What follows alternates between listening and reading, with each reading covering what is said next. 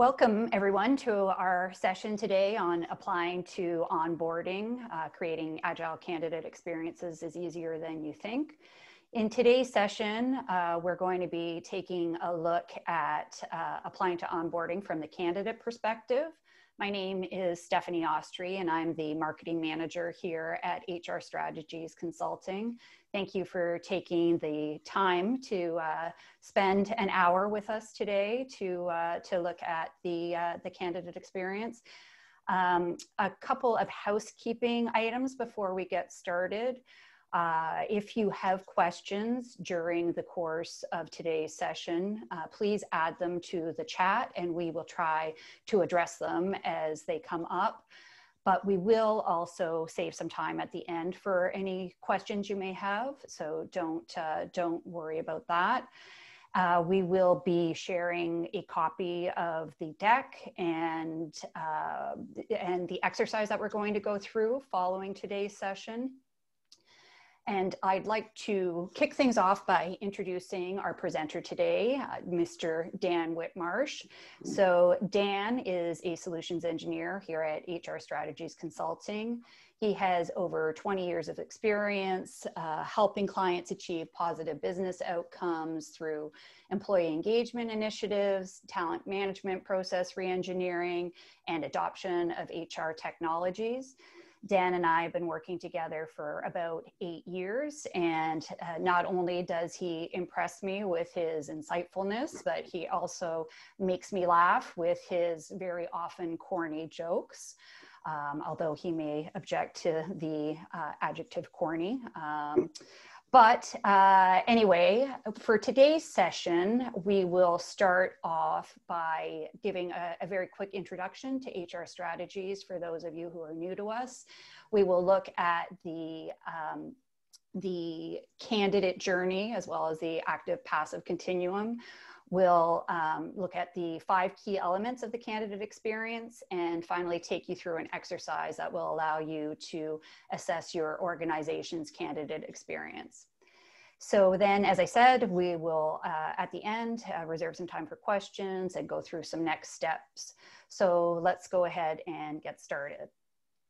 So for over 20 years, HR Strategies has been reimagining HR to get the most from an organization's HR investments.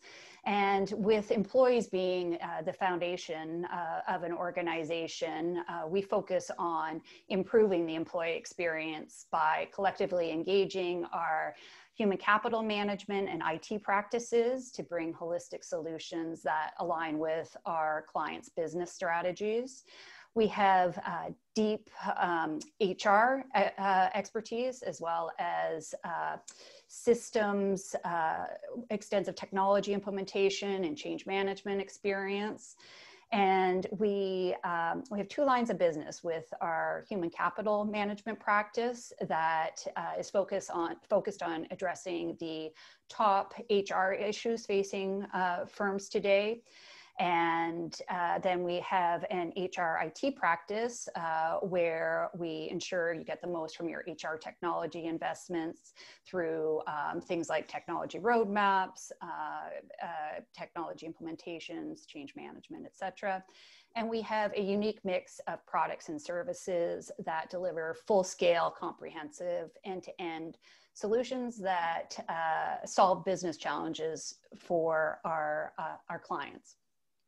So that's enough about us for now, and let's get into the candidate experience applying to onboarding. So Dan, take it away. Awesome, thank you, Stephanie. So just a quick reminder, though, this is the first of 2 parts. There will be a candidate perspective today, and then in March, I think it's the 23rd, we're going to follow up to these activities we're going to look at today and then actually take action from a recruiter or an HR practitioner standpoint. So don't lose sight of the fact that there's 2 parts here, and of course they'll be both available in recording if you can't make. So where we want to start is, understanding what's wrong with conventional recruitment. We've got a lot of fun stuff to cover today, so sit back and enjoy this. It should be a good exercise and a thought journey to go on. Conversion rates are at an all-time low. We're just seeing drop off at all turning points. Every time a seeker encounters your job, whether it's on social or a job board or even on your job page, there's a terrible drop in conversion ratios. And this is tracked through almost every system. Just as a pulse poll, is there anybody out there who is tracking their conversion rates? If you are, feel free to type in what you think your conversion rates are if you're monitoring it into the jobs that you're tracking.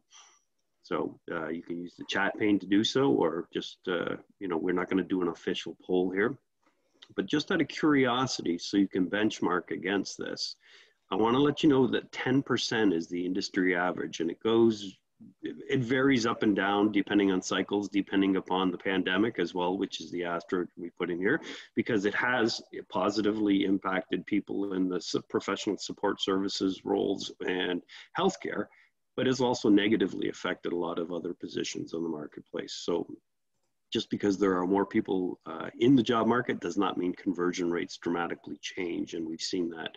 So 10% is the industry average. That means 1 out of 10 people who sees your job actually goes through with an apply to that position. Okay, so that's the premise on where we're going to start our conversation today. And if we're talking about mobile, because we're tracking anywhere now between 65 to 80% of your jobs, the first encounter that a seeker has with them is on their mobile device, right? 65% of North America jobs are being tracked. This is a stat from Monster Worldwide last year, and this number's gone up significantly. And then there's a 365% drop if it takes more than 15 minutes to complete the application. So largely, for every minute that they spend on a mobile device trying to navigate through your apply process, it's a staggering drop-off rate. So the 10% becomes, 3%, 2%, less than 1%. And if you think formally, think about your own self as a potential seeker for a next exciting role in your life. I ask you, do you have a mobile phone that is equipped with a resume on it?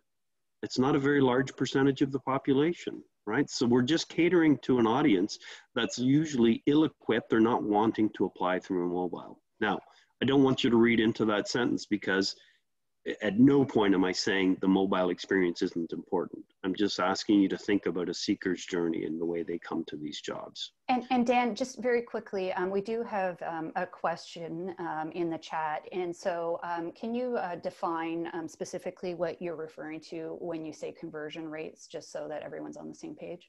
Yeah, that's a great thing to do. You're right. I should have done that. So a conversion rate is, as we said, in the simplest case, you put a job onto your career site. It may be viewed 100 times by 100 different unique individuals, and 10% conversion rate means that 10 of those 100 people actually took the effort to go through and complete and apply. So it's a view to apply ratio. And that's compounded in multiple facets. As we're going to look at the seeker's journey today, if they start on a job board, there's a conversion rate. So we lose 90%. Then they make it to your job on your careers page. Then we lose another 90%. So the more places or paths that we send seekers through on this experience, we can have conversion rates even after they've applied to you. They may get halfway into the application process, and typically at that spot where it says, fill out these 16 forms and tell us everything you've ever done in your life, they're just not with that information and they don't have it readily available. So they usually abandon the process at that point. So some of the more advanced ATSs will actually track at what point a seeker falls off in that apply process if they've started the apply at all. Okay, so that's what a conversion ratio really means. Okay, so the conversion can happen in multiple spots throughout the process. So I hope that answers the question. And I'm going to use a great analogy here. Hiring or searching for seekers, we view conventionally like fishing. And there was a time, and same with recruitment, fishing used to be simple, and so did recruitment. You used to put an advertisement in a newspaper before they went online, and then it became online, and now it's into job boards, social, and every place and presence you can think of. But there was a day when you had a linear approach, which by that I mean you put a line in the water and you were on the other side and a fish was on the other side or a seeker was on the other side. So it was a very linear process and you hope for the best. Well, this summer with the pandemic, I did get the chance to go fishing a little bit with my son. And lo and behold, he opens this up, and I'm a little bit old school, I guess, by giving away the story. This is his tackle box. This is what they use these days. It's an incredibly different experience than the old school fishing story that I put up on the last slide. So if you think about that experience, you know, and the seeker, the recruitment landscape has changed dramatically, and we need to account for that, right? You know, now, where does your job go? Your jobs are being taken from your career site and put all over the internet without your consent and knowledge. Companies scrape your jobs, steal your jobs, place them, and in some cases, they have to create an account and sign a policy with a third-party aggregator to view your job that they could view without an account on your careers page. So people are using jobs as a commodity out there, and they're making the seeker landscape very, let's say, confusing and convoluted, okay? So where do you put your jobs is a big question. How does the seeker find your jobs and navigate to them is a really big issue. So if anybody's interested here, what I'd like to do is take you on a little journey. So I want you to think about your jobs, right?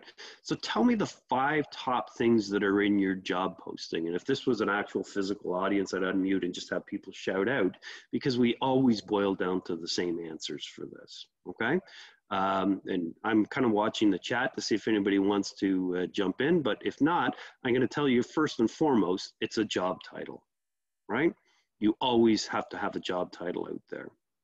Secondly, is the description. You know, what does that do, right? Third, job requirements. What do we need this person to do?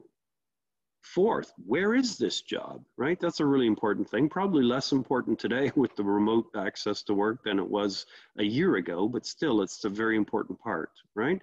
And then if you're Canadian, sometimes salary. If you're American, not so much, right? But these are big things that travel with the job. I saw some answers and things happening out there, Stephanie. Was there any comments or, yeah, job description came up for sure. Came up. Yeah, job title. So these are the top 5 that always surface to the top, right? Now, what I want to do is take you on a little journey and get you to think about these things. Like taking a new job is not something we do lightly, right? It's a big move in your life. It's not like you just, you know, went to the grocery store and picked up a new job. These are things that are akin to the big moments in your life, like buying a house or getting a new car, or, you know, perhaps even, you know, finding a significant other in the market, right? So let's do a little journey. And I want to play a word association game. Imagine you're taking one of these big steps. It's purchasing of a house, right? You know, you think about the parameters that you're going to use to start searching through all the different real estate sites and whatnot for your house. So you look for square footage, you look for lot size, you look for garage, yes, no, bedroom, bathroom configuration, styles, pools, location. These are the variables that drive your search and bring back returns for you. But when you make your purchase decision, you do it based off of the security, the comfort of the house, the space and the utility. Location, again, is pretty important. And what it's going to be like as a fit to your family and even the neighborhood that it's in. These are really important decision-making factors, which are very different than the search factors, okay? Now, you know, I've got my car up here in the top left and Stephanie's here at the bottom. She's got the nice sleek sports car there, the McLaren. She's always late for lunch, though. I could never figure that out with that. Such a fast car, it was just a shocker. So if you're going to make a purchase for a car, again, you start with engine size, color, mileage, you know, what's it cost? What are the ratings like from the reliability companies who do all the grid work and analyze this stuff?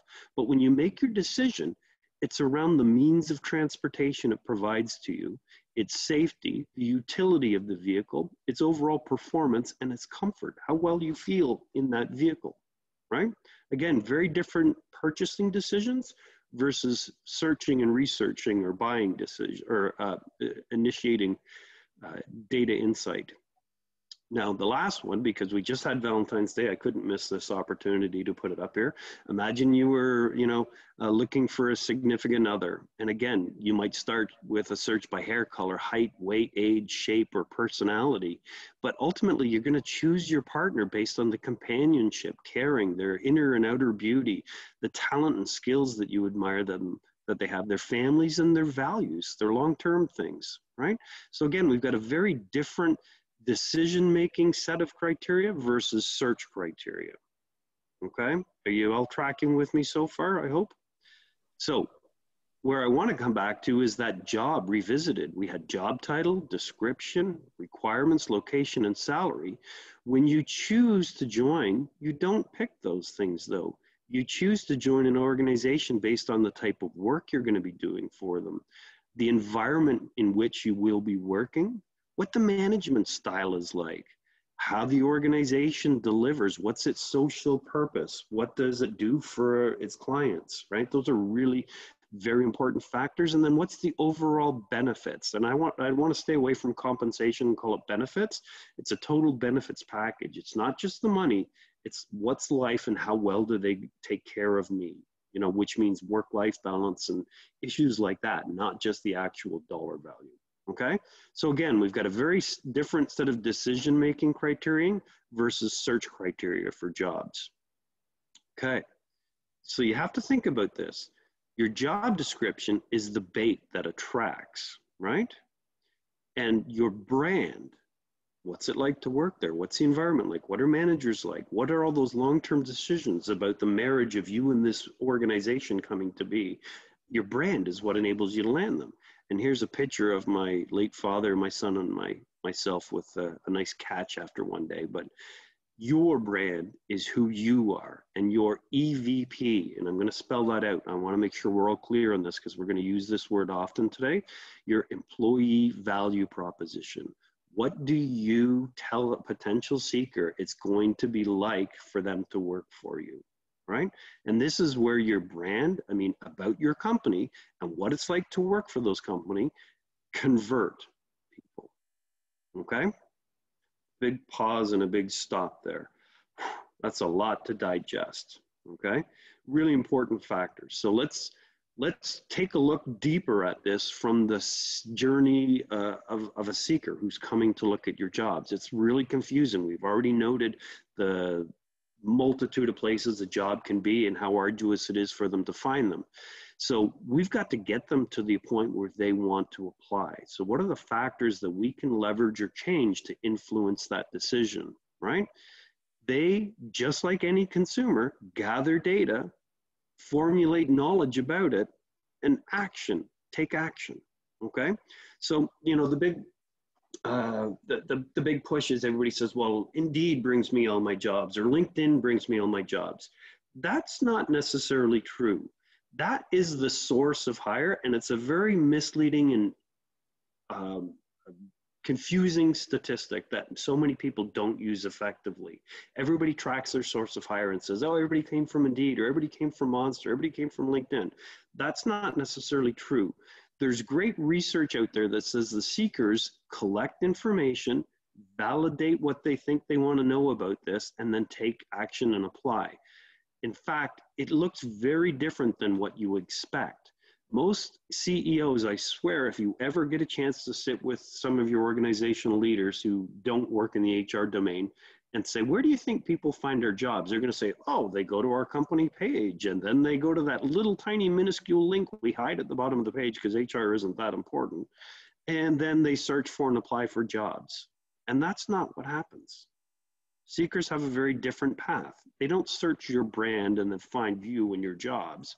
They go to Google and they'll type in, a Java developer in San Francisco. And then they're pointed to a whole intermediate level of social media, job boards, and aggregators. They then, from there, are passed to whatever applicant tracking system or job detail page you have. Then they maybe go up from that job details page to a search and see what other types of jobs you have. Then they land on the overall ATS careers page. And then they link back to the corporate web page. And it's not until they get here, which is 1, 2, 3, 4, 5, 6, 7 steps in some cases, away from the job that they first encountered before they actually see who your company is and what your brand is about. And often, as we talked about that conversion up front, it's too late. We've lost them. Those conversion rates have kicked in, especially if they're on a mobile device. Okay? So we need to rethink this. And there's some great research. It's a couple years old, but it's still very relevant. 18 sources first. So what Glassdoor told us was they track seeker behavior, and they on average have 18 touch points with your job and your brand before they'll make a decision to apply. 18. So that whole, hey, I put a job out there and somebody applied, happens, but we're going to look at that in a few seconds. But what happens more and more is they're starting to bump into your brand and they're getting curious, and then they investigate. And just like we did that word replay game or word association game, it is not a function of a linear trend where they just jump forward. They gather information, they do things. So it's a big decision like buying a house or buying a car or a significant love interest. These are things that take time. Nobody really goes into a job on a whim. They may quit a job on a whim, but if they're about to join a company, they do research. They can't just see a job and apply and then give you 3 references and have an updated resume. That doesn't happen. They usually have to go home and find out more about the company, see if they know anybody who works there. Then they talk to their significant other, their family members, and say, hey, I'm thinking about making a career change. What do you think? And they bounce this off, and then they get the right references lined up, which can take a couple more days. So we're seeing on average, it's somewhere between 5 to 10 days between the time they first saw your job, gathered information, and are ready to apply. It's very different than the linear fishing line that we talked about at the onset, right? And in fact, great research from the Talent Board tells us that 46%, so they ask seekers, where do you identify the research channels that help you make decisions about joining a company? Leading trend, 46%, your career site. Not your ATS job details page, that's just about a job. If I'm a Java developer in San Francisco, there are hundreds of jobs for me. The difficulty I have is in deciding which company I want to do it for and how do those companies differentiate themselves, okay? And if you look down this list, 46% rely on a company's career site, and then another 25%, still in the top 5, go to a mobile career site or app. So then in between there, we have some information about job boards, LinkedIn, and online groups. But the career site is a very valuable tool, if not definitely the most valuable. Then we've got a whole new layer of complexity to weave into this, right? Not all candidates are thinking the same way. Some of them are sitting there with a pocket full of resumes and they're dying to give you a new one every day to make sure you got it. Those are very active candidates. Then there are other candidates who are happily sitting in a job somewhere, and it's going to be incredibly hard to get them to even think about looking at some other job. They have no reason to. But, secretly they may be kind of glancing out the side of their peripheral just to see what's out there. So those are very passive candidates, and this slide is really meant to contextualize that we don't all come at this the same way, and we need to think about the continuum of the seeker experience. I call this the active-passive continuum. Great data from LinkedIn. I've seen hundreds of different models of this, and they all are so close in numbers, but this is just a nice graphic, so I'm using LinkedIn reference here. 12% are actively looking. 15% completely satisfied, don't want to move. In the middle in there, we've got varying grades of seekers, casually look, or maybe just talk to friends and keep up to speed in the industry. Others who would take a call, but probably don't go out and look. So that connects with what I saw recently from Job Target. 16% are active, 10% are passive, 74 are what we call radical free agents in the marketplace. So what I did is I want to walk you through a little math setup here, and I've got high school students in the house, so I started to see some of these graphs recently, and I thought that's a good way to do this. So on one extreme, over here on the left side, we've got totally active seekers, those people with the pocket full of resumes who can't give them out fast enough, desperately looking for a job. At the other end, we've got totally passive. very content, no need to go anywhere. So if we analyze this and start to think, well, how hard is it to get them to convert and apply? Well, totally active seekers are very easy. But as we go further up the spectrum, totally passive becomes more difficult. So if we randomly scatter plot seekers out there, and every piece of data I've read over the last 20 years really points to this, it's a very linear relationship. The more passive someone is, the harder it is to get them to land and convert. Easier it is, right? So now I need you to think back to that 10% conversion rate or whatever your specific conversion rate may be. Let's drop that in there. There's your 10% conversion rate. So in this big box here, in all this white space, is what I call the known candidate universe. That's where 100% of the candidates live. You're playing with 10%. That's not a good investment. It's not a good use of your time. It does not bode well for the longevity of your organization to bring in active candidates only. Okay, I'm saying they serve a purpose, but there's more to it than just getting active seekers through the door. So what I want to do is talk to you about one of my favorite research papers ever. It's a little antiquated, but it's been replicated numerous times by every reliable firm who does research. Okay, I'm going to cite from the 2006 Corporate Executive Board, and this is the known impact of a well-branded career site. Okay, first and foremost, what can it do? One, increase conversion ratios. How much, you ask? 60% deeper into the passive pool. You can land qualifieds with less salary. If your employee value proposition and brand is strong and it resonates with a seeker, they're willing to take less money to be with your company than they would require to land with a different company who didn't have such a strong brand or value proposition. Okay? Building out the right value proposition is not easy, granted, but it serves a critical purpose and is worth its weight when done properly. With this, you will also reduce new hire turnover. If you articulate what it's really like, you don't get shocked when people join you and realize it's not what I thought it was going to be, and then they run out the door weeks, months into this. That's a huge problem. You can also increase the quality of hires because you're actually pulling more qualified people who align with your business values and your proposition, and they step in the door and they contribute faster. That impacts positively for employee referral programs. And their new hire commitment skyrockets by 28%. So there's a lot of merit to do this. And again, that's the Corporate Leadership Council of 2006. I think I said Corporate Executive Board, my mistake, Corporate Leadership Council, 2006. But again, these numbers have stood the test of time. They still do. It's one of my favorite papers. I actually have an old print copy of it framed in a desk in my drawer here. Okay, so what does this mean for seekers and the experience? Remember that 10% conversion rate? Hey, if you do this well, you're now playing 60% deeper into that passive pool. Okay, never mind all those other great positive effects, but it just gives you a whole new window. So let's talk about how we do this. There's a whole series of ways. There's 5 in particular that we're going to look at today. The first one is reach. Your jobs need to be set in the wind and get out to as many eyes as possible. That's definitely just a numbers issue. They need to be distributed, especially if we're relying on that Glassdoor research that says, 18 touch points with your brand before they even make a decision. It never hurts to get them out there. No view of your job is a wasted view. It's all view. They all count.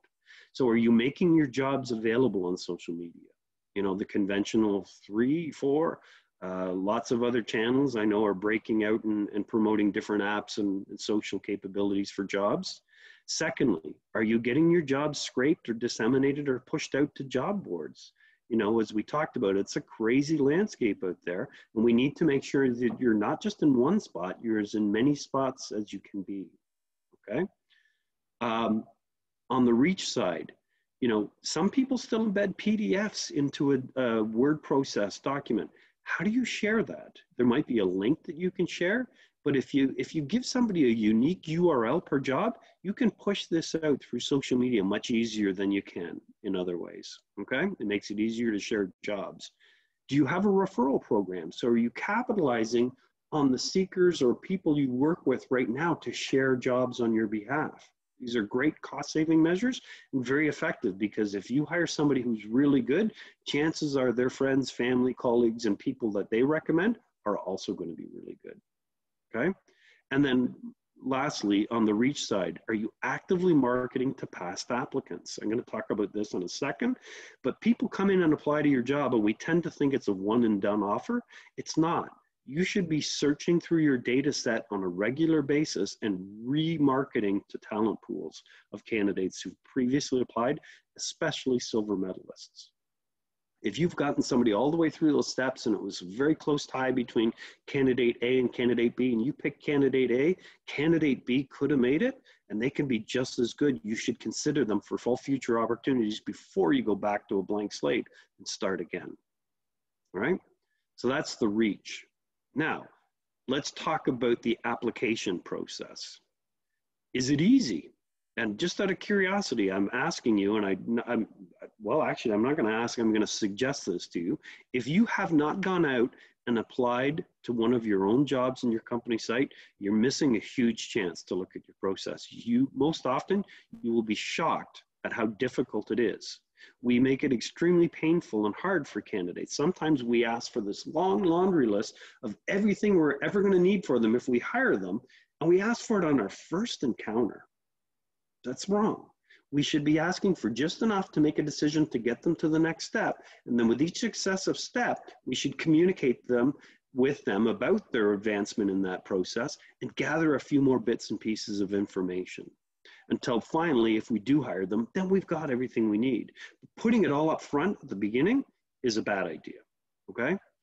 Secondly, if I'm on a mobile device and I don't want to go through a 15 or 20-minute apply process, I don't have things ready, do you give me an easy way to drop my email off with you or a social media profile off with you and have you look at me and say, boy, we want to pursue that person, and you come to me and start getting me ready and excited as a seeker that there could be a match here, okay? And that plays back to that last slide where we talked about getting talent pools. These are people who have already applied. Likewise, you should have another set of talent pools for people who haven't applied but have just given you a name, and you should be marketing and communicating to them about all new opportunities and things that come in and keeping them warm, so to speak, okay? So the next phase I want to talk about is the selection phase, okay?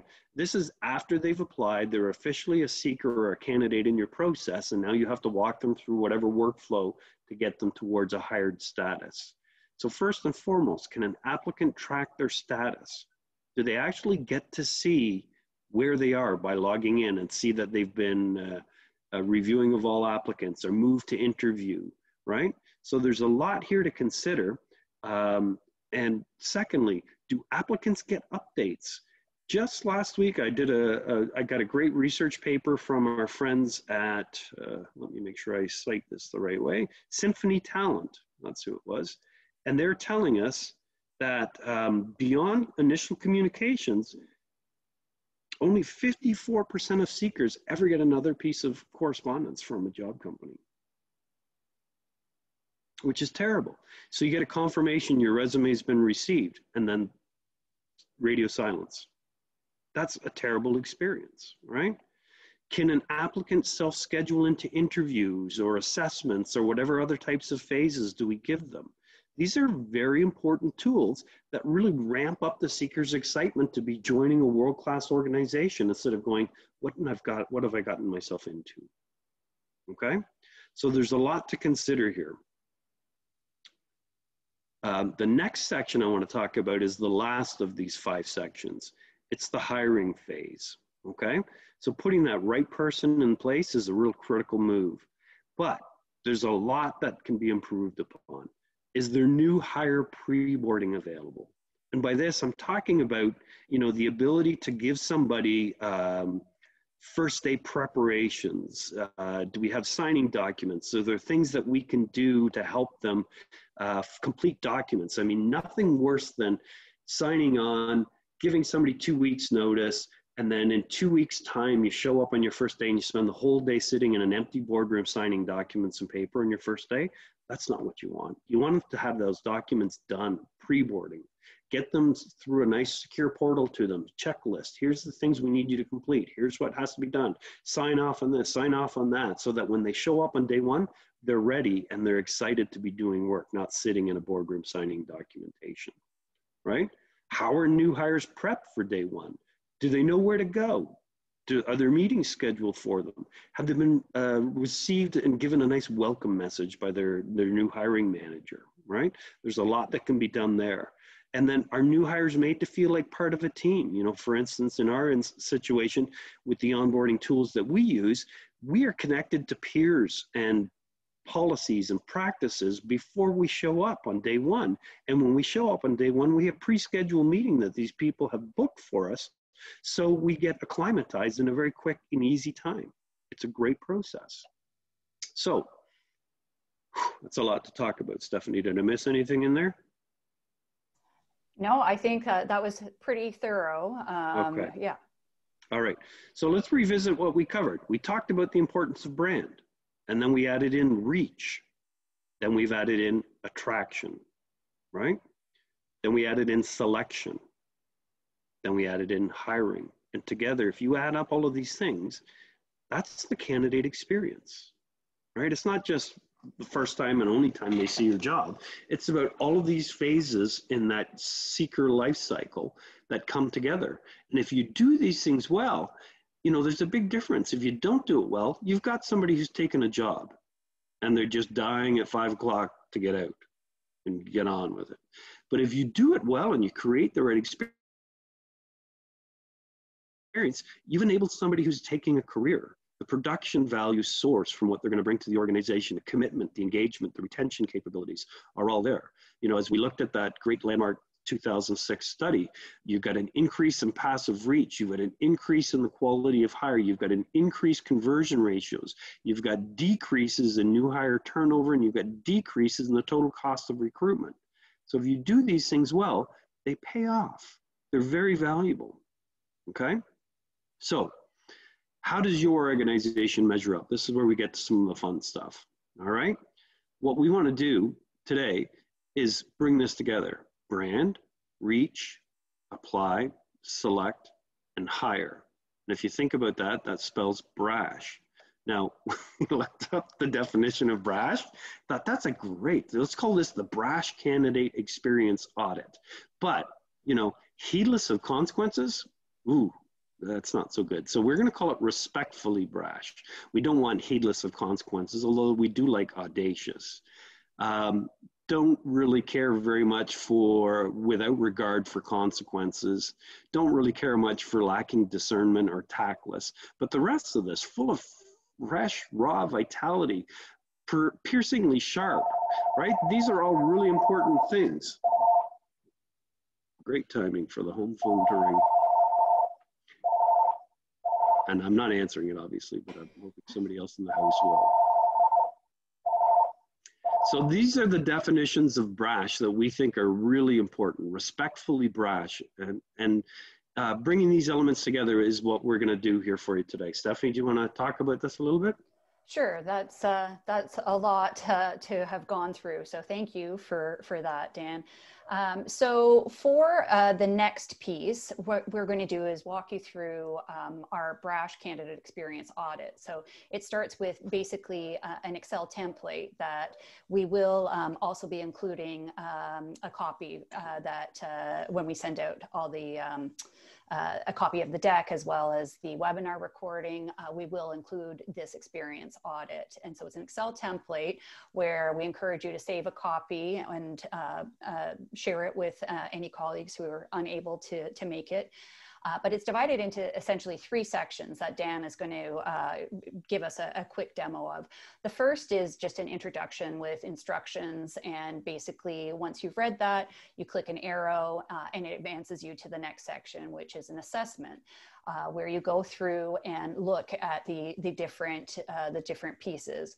Once your assessment's complete, you again advance with the arrow and you'll get your scorecard. And so you can see where you potentially fall short in terms of delivering that optimum candidate experience. Or knock it out of the park. Or knock it out of the park. Yes, yeah, I shouldn't be so pessimistic. Thank you.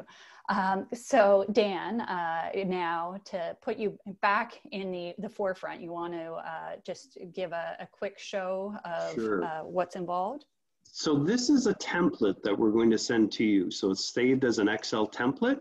So, you know, when you get it, you should save it as a template, but every time you go to use it, because it's not a one-time use, you should repeatedly do this and get other people to do it with you on your team, that is. Or even, my goodness, you could share it back with seekers. I think we'd want to retool the questions. There is a version we have like that. But again, it covers off the Brash elements, the brand, the reach, the apply, the selection, and the hiring portions. So you can play this out as a workbook, and these link through so that when you're ready, we've got 15 questions, 3 for each section, 3 on brand, 3 on reach, 3 on apply, 3 on selection, and 3 on hiring. And what they are is a simple 5-point scale with the first option to the left being very poor, poor, okay, good, or very good. So, you know, as example, how well do your jobs highlight your employee value proposition? Yeah, they're okay. What challenge is it for a potential employee to find out what it's really like to work for your company? Oh man, we're really well reviewed on Glassdoor. We've got great reviews out there. Are seekers presented with differentiators that compel them to want to engage and join your organization? Yeah, not really. It's we look at the content on our website, it's all very vanilla and it doesn't really highlight why we're different than the others who offer similar positions. So then you could move into the reach section, you know, and I'm not going to go through all of these questions, but I will go through and just kind of randomly click through these questions so that we have an answer. And you know, so on and so on and so on. And then let's say very good here, and that one's poor. And then when we're done, we click the next save, and it says, all right. So on the brand, out of a possible 15, you got 10 out of 15. That's a D+. Your item scores, you got 3 values, you got 5. They're all on a 5-point scale. 3 out of 5, 5 out of 5, 2 out of 5. That adds up to 10. It's a D+. There is a hidden tab in here that uses the American standards for grades. So, you know, from 95 to 100 is an A+, from 92 to 95 is an A, etc. I can't remember the scale offhand, but it's built into this sheet, okay? For the reach section, my overall reach score is again a 10, which is a D+. Our apply process is a little better. It's an 11 and I've got a C. My selection process is really good. It's a 12, it's a B-. Our hiring process, not so good again. It's 11 and it's a C. And then overall, out of a possible 75 on a Brash experience, I've scored a 54, which is a C- grade. So this is a nice interactive worksheet. And you can see if you go back and you want to change your mind and I want to upgrade this section here, maybe move these ones a little bit, you know, turn this one up to very good. And then I click forward, everything changes. Okay, and now we're into a different scoring regime. We've gone from a C- to a C+, from 53 to 59 out of 75. So it's a nice interactive worksheet that you should keep, and it's a great team exercise. And you're sitting down and planning for HR strategy sessions to understand what you offer to candidates from a candidate experience side, because it'll drastically change your approach to recruitment. Okay. Any comments or questions about that tool? So I haven't seen anything come up in the chat yet about that. But what I'll say is, I think you know, to sort of reiterate what you said, Dan, I think it really would be an interesting team exercise, right, to see how it compares depending on the various personalities within an organization, and both on what their thoughts are versus when you do something, as you suggested, like go through the actual apply process, you know, because I'm thinking that sometimes what someone thinks about how easy it might be may be actually different than the Correct. Actuality. So I think it would be an interesting team exercise to go through that. Well, that's excellent. Good input. So I think we're at the end here, Stephanie. Is there any open questions? I'm just going back to look at the Q&A log. Yeah, so I don't think there's anything open, but as we said, you know, you can reach out to us directly if you do have any specific questions, and obviously we're here to help. So, you know, as I said, we have deep HR subject matter expertise, and combined with the extensive HR technology implementation and change management experience. And so we would love to help you assess and potentially improve your organization's candidate experience. In general, I'd say in terms of next steps is we will share the deck and the audit with you. We'd be more than happy to go through your audit results with you, or have a call to talk about how we might be able to help you improve that candidate experience. But also, I think it's important that if you're able, join us on March 23rd for part 2 of this series, where we will be still focusing on the apply to onboarding side of things, but we'll be looking at it from the employer organization perspective. So it'd be great if you can put that in your calendar. We do have the registration page available on the website, so sign up for that. Our contact information is here, and as I said, if you'd like to reach out to us directly, we'd be happy to hear from you. And I think that that's about it. I'll just do one quick final look at. Doesn't seem like we have anything open in terms of questions. So, Dan, any sort of final thoughts, or will we wrap it up for today? No, that's great. Thank you all for attending. We welcome any input, feedback, or comments, and look forward to hopefully having you join us for part 2, where we show you this from the recruiter's perspective about what can be done to solve for those Brash elements. Yeah, that's great. Okay, thank you all for joining, and we'll speak with you soon. Have a good day.